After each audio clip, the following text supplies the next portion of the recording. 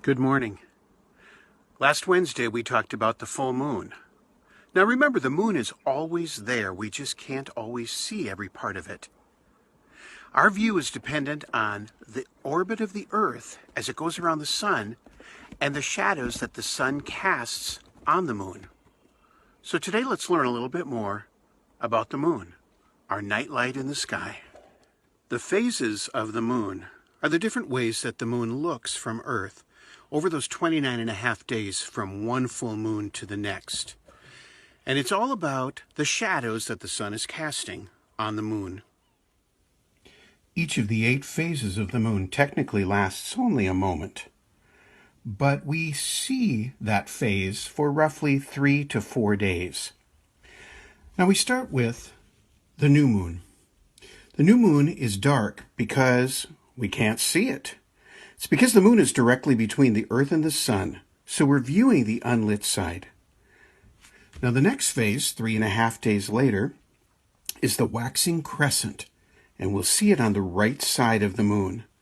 It's seen in the western sky before midnight. Then we have what we call the first half moon, or the first quarter. Then we have what's called the waxing gibbous moon, where you have only a crescent that's not seen, and most of the moon is lit or illuminated. And then, of course, the full moon, where we see the entire moon lit up in that sky like we did last week. After that is the waning gibbous moon, which means this part is the unseen part up in the sky. Then we go to our second phase, that is a half moon, which is called the third quarter.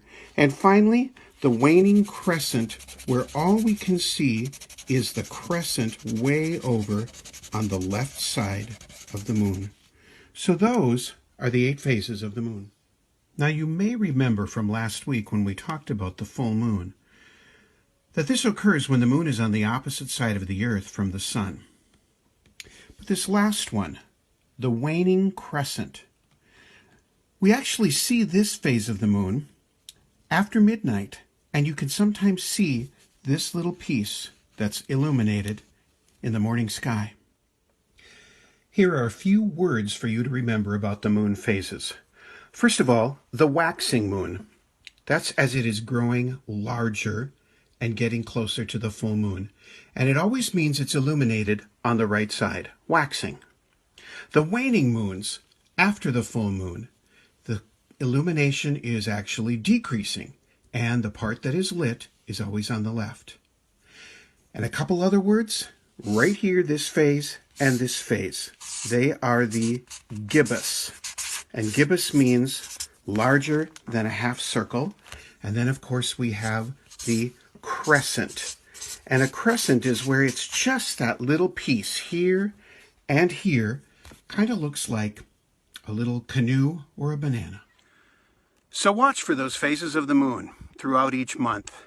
Remember that if we have a month where there are 2 full moons, one at the beginning and one at the end, we call the second one a blue moon. But if we have 2 new moons, where the moon is dark and you can't see it at the beginning, and a second one at the end of the month, that second one is called a black moon. Have a great day.